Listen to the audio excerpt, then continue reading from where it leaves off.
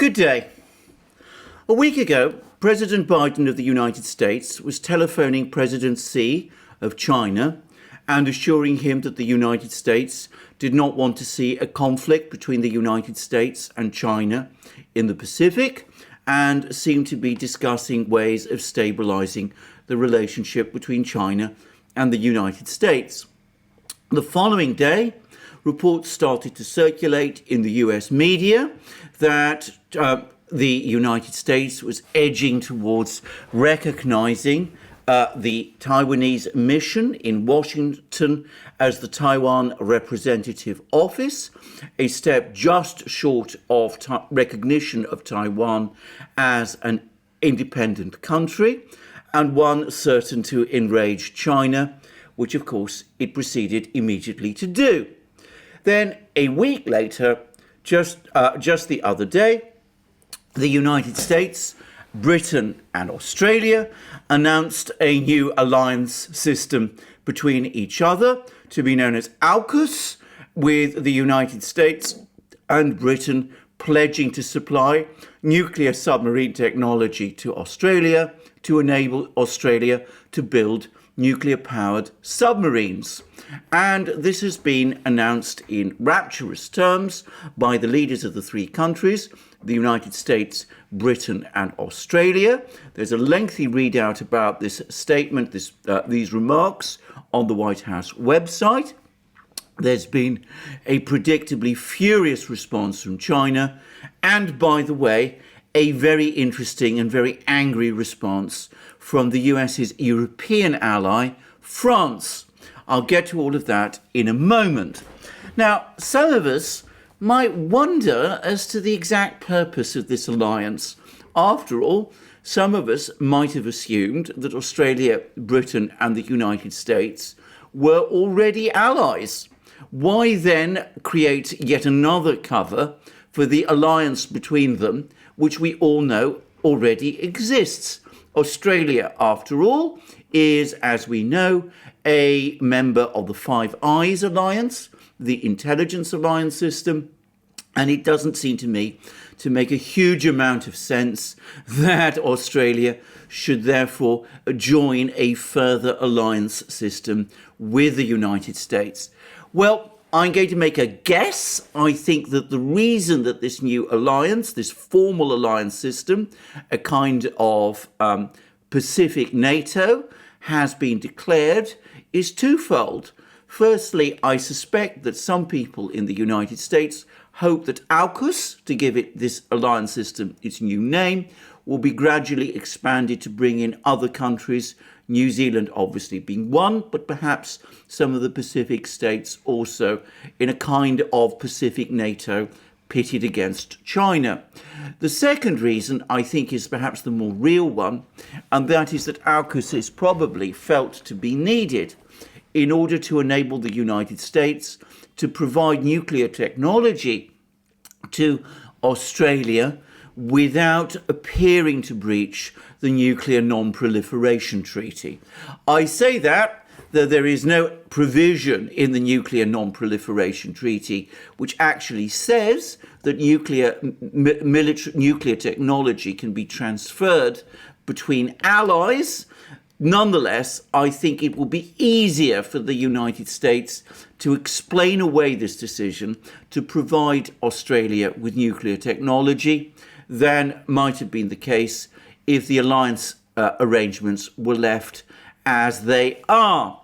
And I ought to say that the agreement, the announcement, is that the only type of nuclear technology that the United States will provide to Australia is nuclear technology which will provide it with nuclear-powered submarines.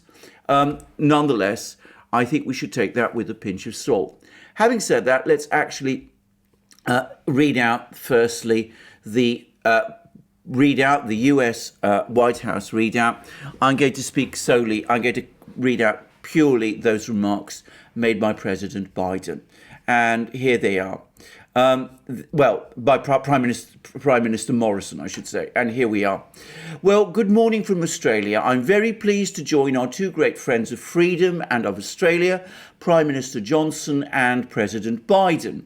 Today, we join our nations in a next-generation partnership built on a strong foundation of proven trust. We have always seen the world through a similar lens. We have always believed in a world that favours freedom, that respects human dignity, the rule of law, the independence of sovereign states, and the peaceful fellowship of nations. And while we've always looked to each other to do what we believe is right, we have never left at each other. Always together, never alone. Our world is becoming more complex, especially here in our region, the Indo-Pacific. This affects us all.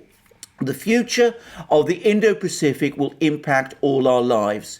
To meet these challenges, to help deliver the security and stability our region needs, we must now take our partnership to a new level. A partnership that seeks to engage, not to exclude, to contribute, not take, and to enable and empower, not to control or coerce. Now, notice the words here about a partnership that seeks to engage, not exclude. So that does seem to me to imply that the intention is to try to expand this new alliance system in the Pacific. But anyway, to continue. And so, friends, AUKUS is born. A new enhanced trilateral security partnership between Australia, the United Kingdom and the United States. AUKUS, a partnership where our technology, our scientists, our industry, our defence forces are all working together to deliver a safer and more secure region. AUKUS will also enhance our contribution to our growing network of partnerships in the Indo-Pacific region. ANZUS, our ASEAN friends, our bilateral strategic partners, the Quad, Five Eyes countries, and of course our dear Pacific family. So there you go, a whole network of alliances that is supposed to be integrated around AUKUS. Notice, of course, the reference to the Five Eyes countries. Notice the reference to ANZUS, which will of course include New Zealand. But notice also the pitch to the ASEAN states, which so far have been very resistant of American attempts to pressure them into an anti-Chinese alliance system. And also note the reference to the Quad, which of course means India. But anyway, let's proceed and continue. The first initiative of AUKUS will be to deliver a nuclear-powered submarine fleet for Australia. Over the next 18 months, we will work together to seek to determine the best way forward to achieve this. This will include an intense examination of what we need to do to exercise our nuclear stewardship responsibilities here in Australia. We intend to build these submarines in Adelaide, Australia, in close cooperation with the United Kingdom and the United States. But let me be clear.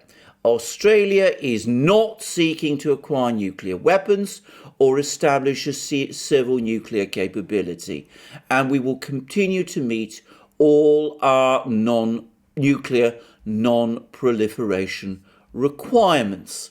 So that is what Morrison, the Prime Minister of Australia, has said. And then, of course, we had similar brave words from Prime Minister Johnson and from President Biden, the President of the United States. And by the way, in those comments, Biden also referred to France, a country which, as we shall come to in a moment, is actually furious with this announcement. But he says, very briefly, France in particular already has a substantial Indo-Pacific presence and is a key partner and ally in strengthening the security and prosperity of the region. So that's an attempt to try to calm the French, and we'll see the reason why in a moment. And on the topic of the nuclear submarines, this is what Biden had to say. You know, as a key project under AUKUS, we are launching consultations with Australia's acquisition of conventionally armed nuclear-powered submarines for its navy. Conventionally armed. I want to be exceedingly clear about this. We are not talking about nuclear-armed submarines. These are conventionally armed submarines that are powered by nuclear reactors. This technology is proven, it's safe, and the United States and the UK have been operating nuclear-powered submarines for decades. Well, there has been a furious reaction to this announcement, predictably enough, from China. And it's all set out in a very powerfully worded editorial in Global Times, which I am now going to read. And it reads as follows: AUKUS to bring nuclear-powered submarine fever across the globe. US President Joe Biden, UK Prime Minister Boris Johnson, and Australian Prime Minister Scott Morrison announced simultaneously on Wednesday that the three countries will form an enhanced trilateral security partnership called AUKUS. The pact will support Australia in acquiring nuclear-powered submarines and enabling patrol of nuclear-powered submarines in the Pacific region. The White House implied that the partnership is the first step that the US's European allies are turning to focus on cooperation in the Indo-Pacific region.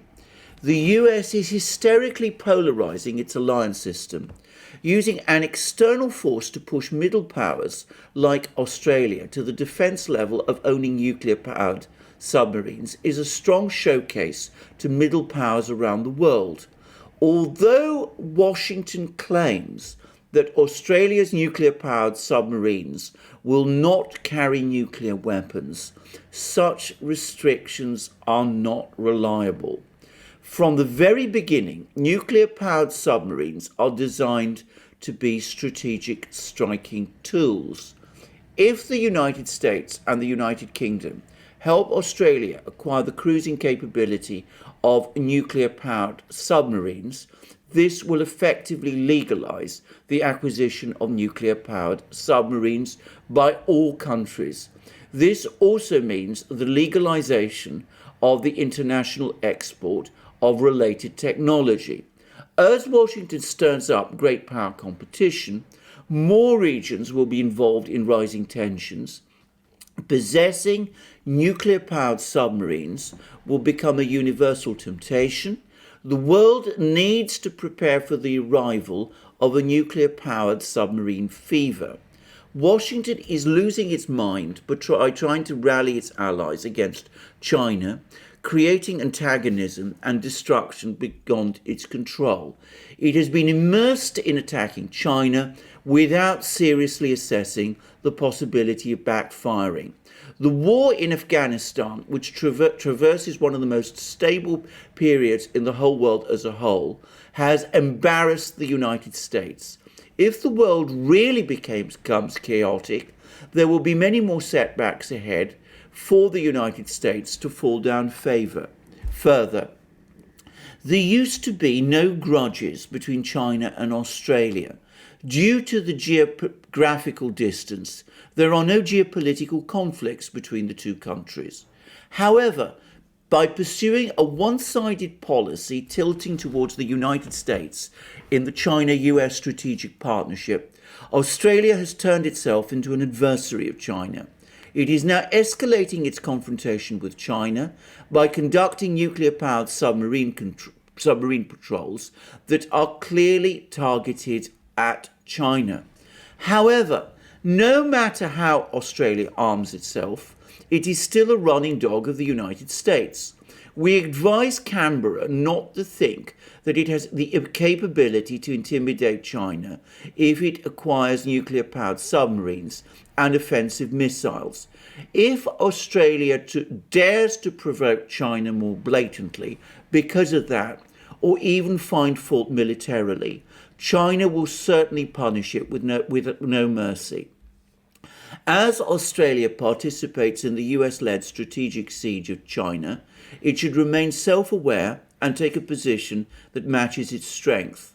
If it acts with bravado to show its allegiance to the United States and takes the most prominent position in the United States' anti-China strategy, especially by being militarily assertive, then Canberra will most likely become a target of Beijing's countermeasures to send a warning to others.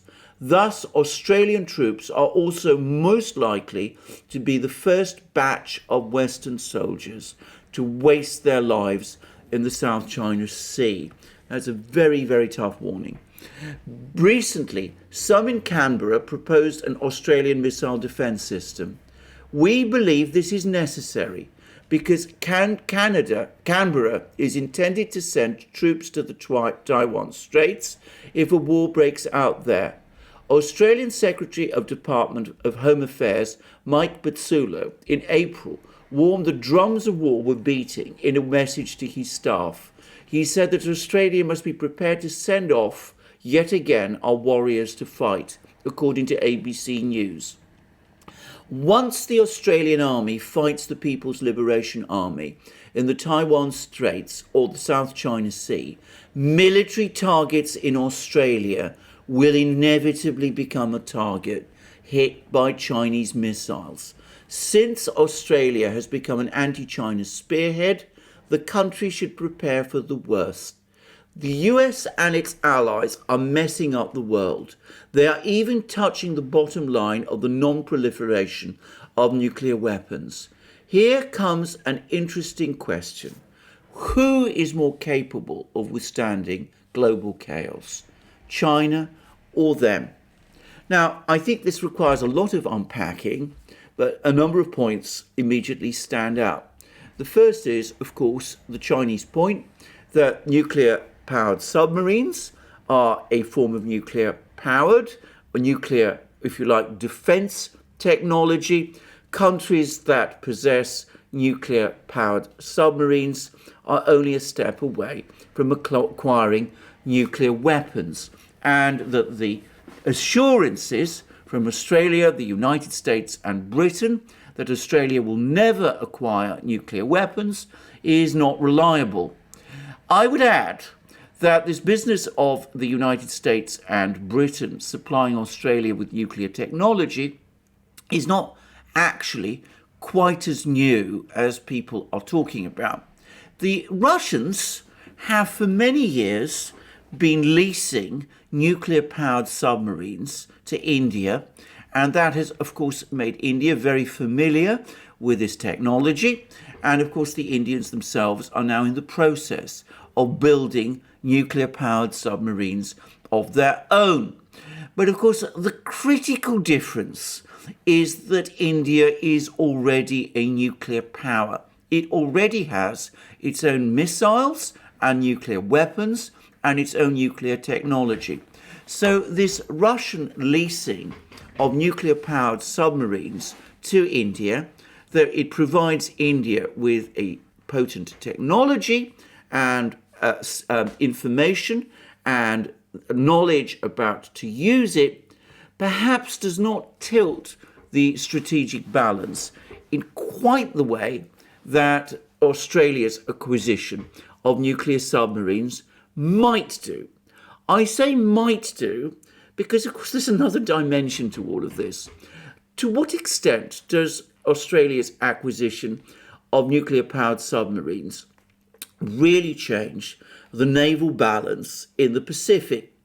I say that because nuclear-powered submarines, as I've discussed in previous programs, are enormously potent warships, but their primary area of use, it has always seemed to me, is the Atlantic, the North Atlantic, where they were an absolutely essential element in the naval conflict between the Soviet Union and its allies and the United States, and today between Russia and the United States. And here, by the way, there's been more news since I did my recent program about the Russian nuclear-powered submarine fleet. The Russians have now actually launched and are in the process of bringing into service as many as 4 of their very powerful, very potent Yasen nuclear-powered cruise missile submarines, which are indeed going to change, to a great extent, the naval balance in the North Atlantic. It seems to me that, 4 or 5, perhaps 6 Australian nuclear-powered submarines in the Pacific, because of the vast distances, may not have quite the impact that, in military terms, that the same number of submarines might have in the North Atlantic. I say that because for the time being at least, any naval conflict is going to take place much closer to the Chinese coastline, in the South China Sea, in the Taiwan Straits, in the East China Sea. And here it seems to me that conventionally powered submarines, of which China now has an abundance, are probably a more potent, or at least a more useful weapon. The Chinese, of course, also have nuclear-powered submarines of their own, and will no doubt be building and operating them before very long in greater numbers. And to be absolutely clear about this, they can certainly outproduce whatever number of nuclear-powered submarines the Australians build. But I do wonder whether part of the reasoning behind this decision is that the United States is in fact becoming more concerned with nuclear-powered submarine developments in the North Atlantic, with the growth of the Russian nuclear-powered submarine fleet in the North Atlantic, which, as I discussed in a recent program, is now increasingly challenging US naval dominance in the North Atlantic and in the Arctic. And it could be that part of the reason for this decision to get Australia to start building nuclear-powered submarines of its own is not so much to enable Australia to acquire nuclear weapons or to change the military balance in the Pacific, but more to release US Navy submarines from operating in the Pacific so that they can be redeployed to the Atlantic to deal with the growing Russian nuclear submarine challenge that is emerging in the North Atlantic. Well, that is a possibility. But I would say that if that is the plan, then one needs to make it very clear that the Russians, and indeed the Chinese, now have a massive head start. It'll take the Australians and the British and the Americans apparently around 18 months, or so they say, to design the new submarine, the new nuclear submarines that the Australian Navy is going to field. And it'll probably take them at least a decade to have these nuclear-powered submarines available and operating in the Pacific in any quantity. By contrast, the Russians and the Chinese are currently building their own nuclear submarines in ever greater quantities.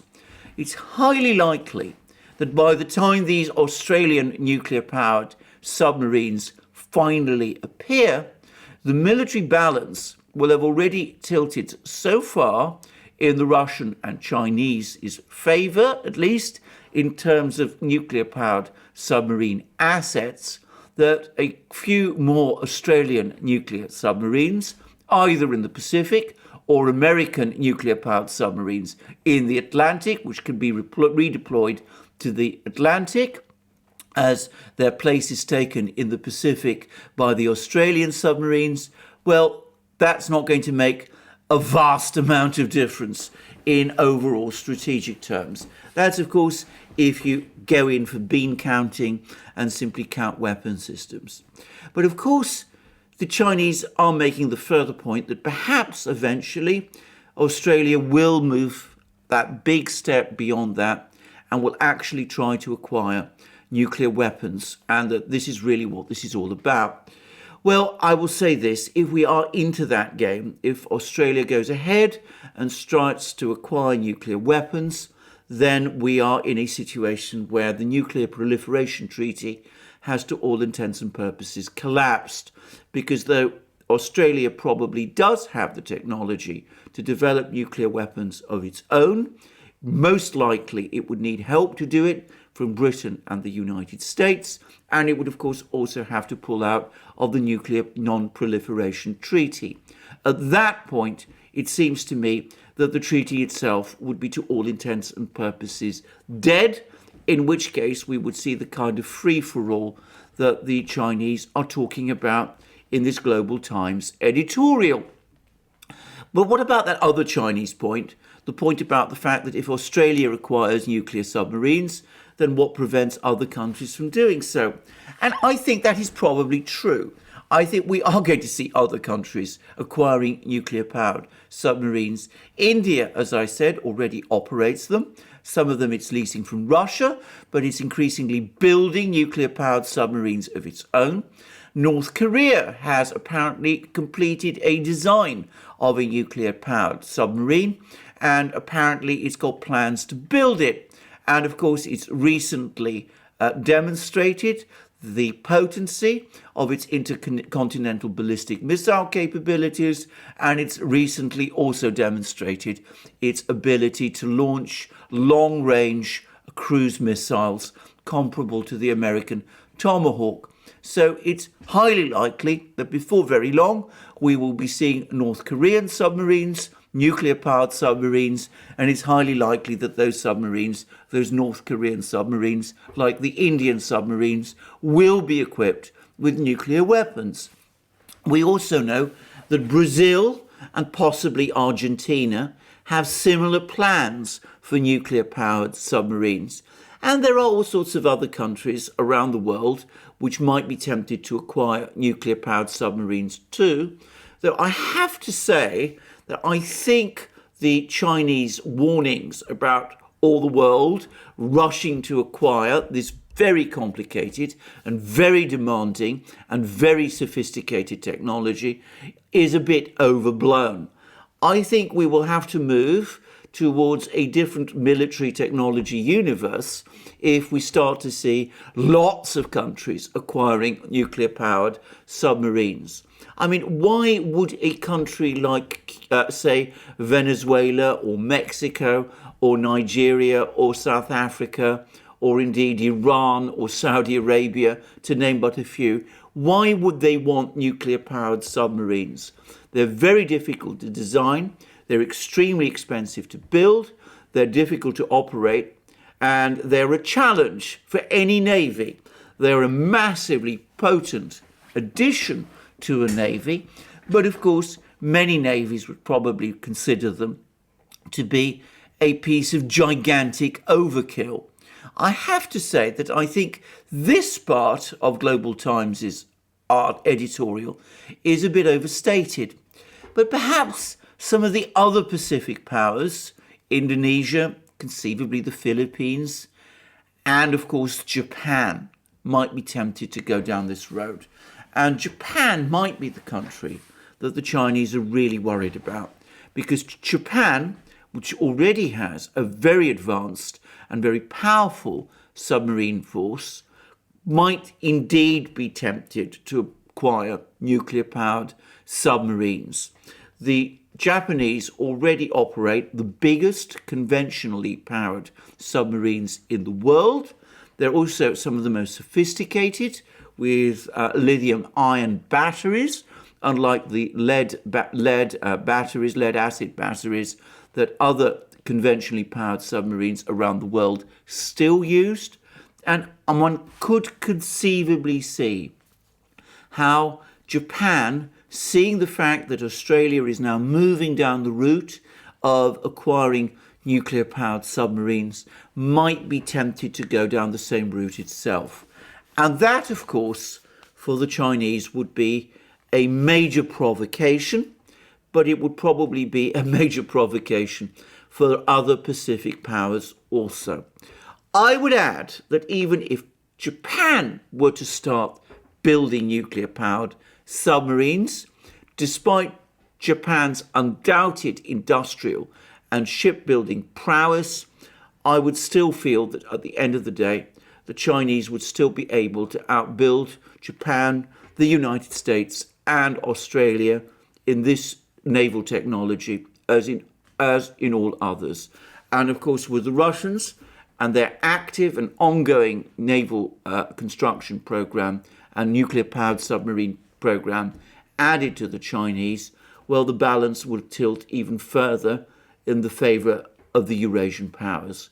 But I wonder whether ultimately this whole story, all these concerns expressed in this article by Global Times, this editorial in Global Times, aren't ultimately about Japan. Anyway, there we are, a major escalation by the United States, one which perhaps is more symbolic than actual in terms of changes to the military balance, but one which, as we see, the Chinese are responding to extremely negatively, and which is confirming to the Chinese that all those nice words that President Biden said to Xi Jinping a week ago about the United States being anxious to avoid a conflict with China are not really worth very much, that the United States is still determined in its own way and in its own fashion to contain China. And we see the threats the Chinese are now making. They're saying to Australia that by aligning with the United States in the way that it has done, it is now a target.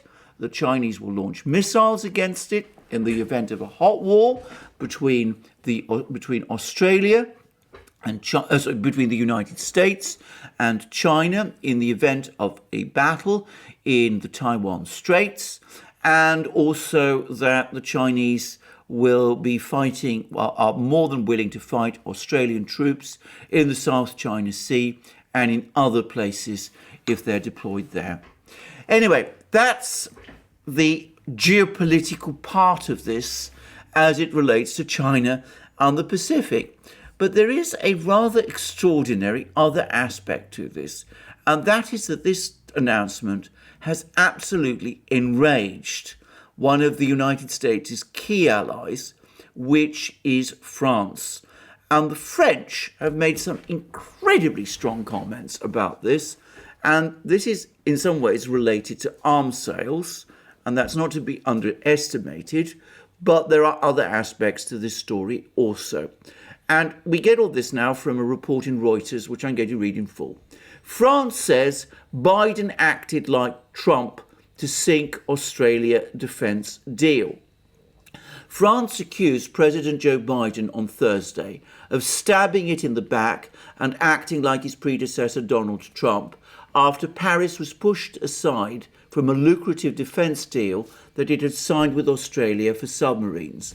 The United States, Britain and Australia said they would establish a security partnership from the Indo-Pacific that will help Australia acquire US nuclear-powered submarines and scrap the $40 billion French-designed submarine deal. This brutal, unilateral and unpredictable decision reminds me a lot of what Trump used to do. Foreign Minister Jean-Yves Le Drian told France Info Radio, "I am angry and bitter. This isn't done between allies. It's a stab in the back. We created a relationship of trust with Australia, and that trust has been broken." So very strong words from the French. And we hear other people in France, including Bruno Tertrais, Deputy Director of the Paris-based think tank, the Foundation of Strategic Research, that this is a clap of thunder and for many in Paris, a Trafalgar moment. He said it would complicate the transatlantic cooperation in and about the region. Now, it's not just a $40 billion arms deal that the French must be enraged about, though one should not underestimate this. This is a massive arms deal between France and Australia, whereby France and Australia agreed that France would provide submarines, conventionally powered submarines, to Australia, upgrading the Australian submarine fleet. And $40 billion is a huge arms deal, and one which the French undoubtedly were counting on, and which the loss of which will be a blow to the French economy.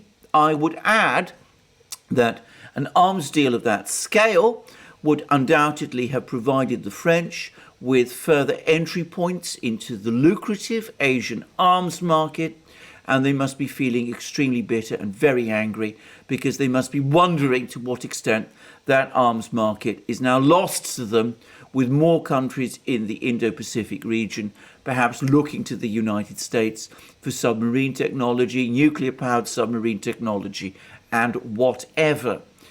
But it is also a reminder to the French, and perhaps to the Europeans, that American strategic interests are shifting. The United States is becoming ever less interested in Europe. It no longer wants to confront Russia in the same way that it did, so it is quietly downgrading its European alliance system. Its focus is now on containing its principal challenger, which is China in the Pacific.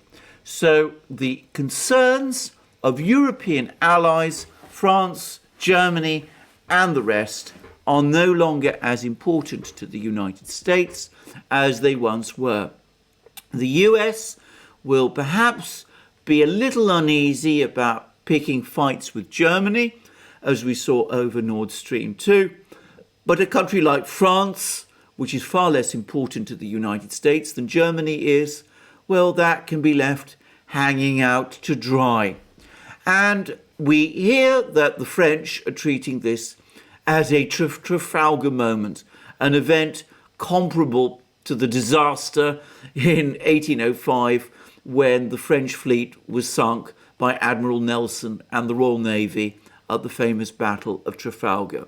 Well, I have to say, I think that's pardonable over-exaggeration, but there is no doubt at all that this has undoubtedly antagonized and annoyed the French greatly, and it must be making more people in France wonder about the whole trajectory of US policy. Because from their point of view, from the French point of view, and from the point of view of other European allies, this quarrel the United States has with China is a quarrel which ultimately is of no great interest to them. China is not a threat to France. The French do not perceive China as a danger. And they must be wondering why France is being asked to make sacrifices in order to help the US geopolitical position in the Pacific. The French will also be extremely angry that the United States turned to Britain and involved Britain in this new alliance system with Australia, and did not apparently invite the French to participate. It will remind the French that ultimately Britain has a higher priority over France in the alliance systems of the United States. Britain, after all, is a member of the Five Eyes alliance, as is Australia. France, famously, is not. So the French are going to be extremely angry about this. They will probably gradually begin to reassess their foreign policy priorities, and that perhaps is a trend we might start to see more of over the next few years. Because from the French point of view, not only is this conflict between the United States and China in the Pacific something which does not frankly interest or concern France, but US policy has also led France into quarrels, not just with China, with which France until recently had actually very good relations. France, by the way, was one of the first Western countries to recognize the People's Republic of China after the Chinese Civil War. But France also has sought in the past good relations with Russia, and those relations have been placed under extraordinary strain because of the difficulties in relations between the United States and Russia. And the French have always wanted to see a good relationship with Russia, partly in order to balance out the growing partnership between Germany and Russia, which is going to be reinforced by Nord Stream 2. So the French might be saying to themselves, well, if the Americans are prepared to stab us in the back over this submarine deal, over an issue far away in the Pacific, why should we continue to make sacrifices, not just for the Americans in the Pacific, but for the Americans in Europe also? Perhaps the time has come for France also to start reassessing its relations with Russia, and maybe we should start edging away from this commitment to Ukraine, and maybe in time we want to revisit the question of sanctions with Russia also. After all, we've seen our erstwhile allies, the Germans, do this deal with Russia, which ended in Germany getting Nord Stream 2. And now we see our other allies, the Americans, stabbing us in the back with this big deal with Australia. So perhaps these sanctions against Russia, which we've been having to pay a heavy price for, French agricultural exporters were particularly badly hit by them. Maybe the time has come for us to revisit that issue and to start moving away from that position with respect to sanctions and Ukraine. Well, I suspect that there are conversations and discussions of that nature taking place in Paris as we speak. I don't expect any radical changes of policy with respect to France and Russia before the French elections next year. But after the elections are out of the way, regardless of who becomes the French president, things might start to change. Well, we shall see. But anyway, this is an event, a deal that the United States has struck with Australia to provide nuclear-powered submarines to Australia, which I don't think is going to help the United States with its long-term strategic problems. It is still going to be faced with the insurmountable problem of the fact that the aggregate resources of China and Russia of the new Eurasian alliance system exceed those of the United States and any possible alliance system that the United States cobbles together. Supplying technology to Australia to develop nuclear-powered submarines is not going to change the strategic balance. Ultimately, in the period before those submarines appear, it's going to shift even further against the United States and its allies. And by the time those submarines appear, that will probably be irretrievable. And in the meantime, it annoys and aggravates the Chinese to no useful purpose, whilst also perhaps undermining the Nuclear Non-Proliferation Treaty looking forward.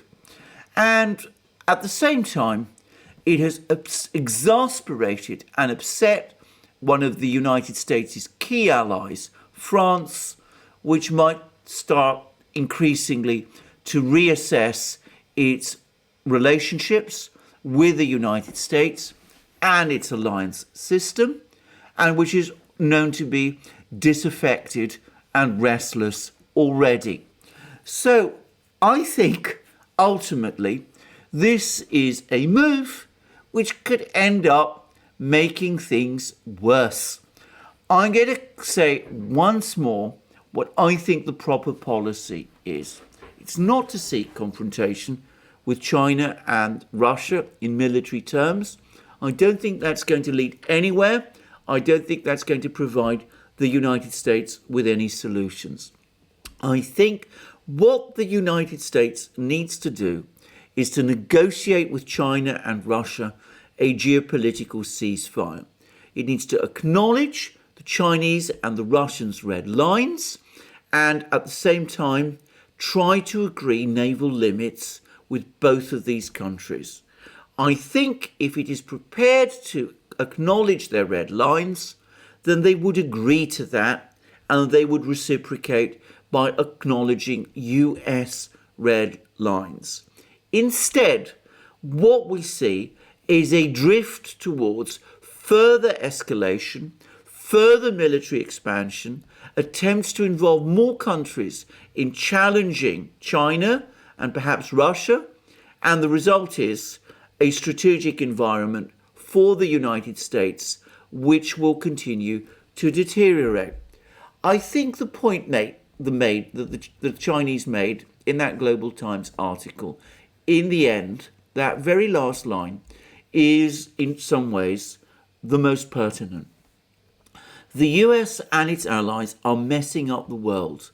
They are even touching the bottom line of the non-proliferation of nuclear weapons.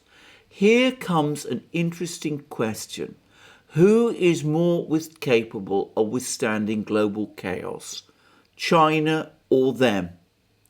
Well, I don't think any country benefits from global chaos, but an uncontrolled arms race between the United States and its allies and the Eurasian powers most definitely does threaten that and would be a disaster for all.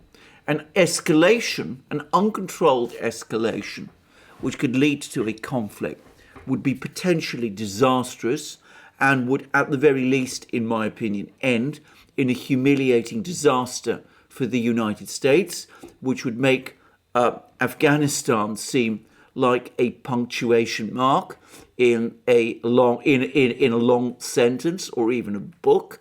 And on top of that, if it creates a breakdown in the global system of supply chains, trading relations, and in the position of the dollar, well, I can't see how that benefits the United States either. So much more sensible, it seems to me, is for the United States to take the line that I have suggested, to seek that geopolitical ceasefire with the Eurasian states. But as we see, there seem to be some people in Washington, people like General Hyten, for example, whose words I discussed in a recent video, people like that who seem to have some glimmers of understanding of this.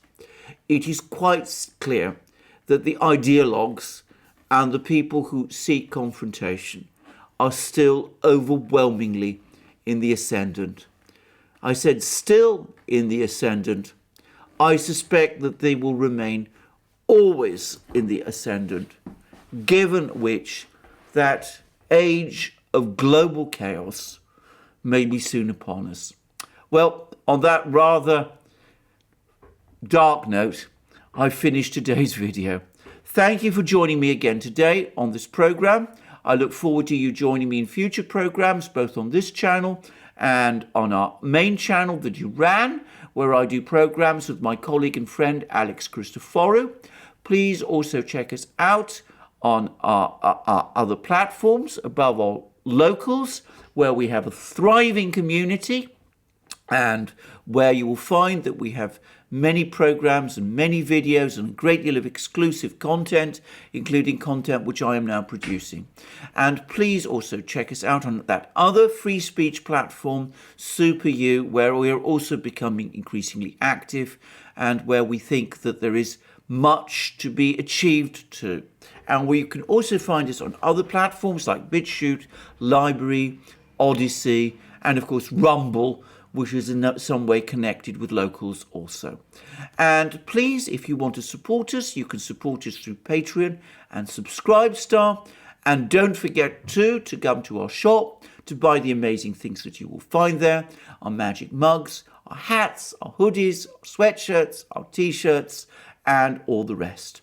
Last but not least, if you've liked this video, please press the like button and please also check your subscription to this channel. Thank you for joining me again. I look forward to you joining me again soon and have a wonderful day until then.